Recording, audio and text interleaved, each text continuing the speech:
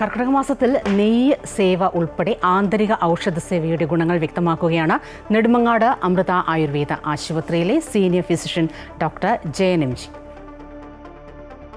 കർക്കിടക മാസത്തിൽ നമ്മൾ പ്രധാനമായും ആചരിക്കുന്ന ചികിത്സാ കാര്യങ്ങളിൽ ഒന്ന് ആന്തരികമായ ഔഷധ സേവയാണ്. അതിൽ കഷായ ഉണ്ട്, അതുപോലെ നെയ്യ് വരും, അതുപോലെ അരിഷ്ടങ്ങൾ വരും, ചൂർണങ്ങളൊക്കെ വരും. പക്ഷേ ഇത് പ്രായത്തിനനുസരിച്ച്, അവസ്ഥയ്ക്കനുസരിച്ച്, രോഗങ്ങൾക്കനുസരിച്ചാണ് നമ്മൾ അത് തിരഞ്ഞെടുക്കുന്നത്. അത് ഇത് ചെയ്യുമ്പോൾ നമ്മൾ ഈ അരിഷ്ടം എല്ലാവർക്കും കഴിക്കാം, നെയ്യ് എല്ലാവർക്കും കഴിക്കാം, അങ്ങനെയല്ല. അപ്പോൾ പൈത്തികമായ അവസ്ഥകൾ, അപ്പോൾ പിത്തം വർദ്ധിച്ചിരിക്കുന്ന അവസ്ഥകളിൽ അതായത് രോഗങ്ങളിൽ നമ്മൾ സാധാരണ ഇപ്പോൾ ത്വക്ക് രോഗങ്ങൾ, അപ്പോൾ അതുപോലെ തന്നെ വാതരക്തം പോലെയുള്ള ഓട്ടോ ഇമ്മ്യൂൺ ഡിസീസസ്, അപ്പോൾ ഇത്തരം രോഗങ്ങളിൽ നമ്മൾ കൃത്യമായും വിലയിരുത്തി തന്നെ വേണം ഈ ഔഷധങ്ങൾ തിരഞ്ഞെടുക്കേണ്ടത്. അത് ആയുർവേദം ആയതുകൊണ്ട് എന്ത് മരുന്നും ആർക്കും എപ്പോഴും കഴിക്കാം, ഏത് കുട്ടിക്കും കഴിക്കാം, അങ്ങനെയല്ല. അങ്ങനെ ചെയ്യാൻ പാടില്ല. ആ അവസ്ഥയനുസരിച്ച് മാത്രമേ കഴിക്കാവൂ.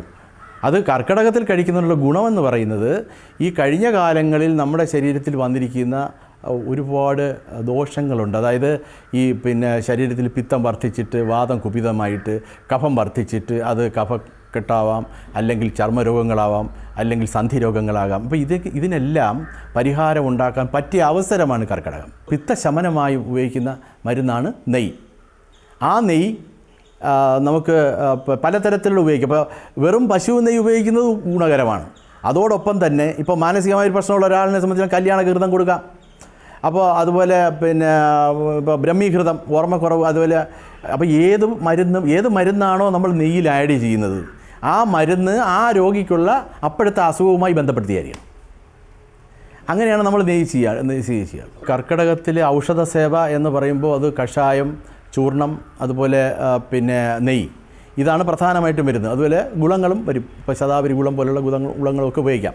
ഒരു രോഗിയെ ശരിക്കും ഡയഗ്നോസ് ചെയ്തുകൊണ്ട് മാത്രമേ ആ മരുന്ന് കൊടുക്കാവൂ അല്ലെങ്കിൽ കഴിക്കാവൂ. ആയുർവേദമാണ് എന്നുള്ളത് കൊണ്ട് എല്ലാവർക്കും എല്ലാ മരുന്നും കഴിച്ചുകൂടാ. അലോപ്പതി മരുന്നുകൾക്ക് മാത്രമേ സൈഡ് എഫക്റ്റ് ഉള്ളൂ, ആയുർവേദത്തിന് ഇല്ല എന്ന് കരുതരുത്.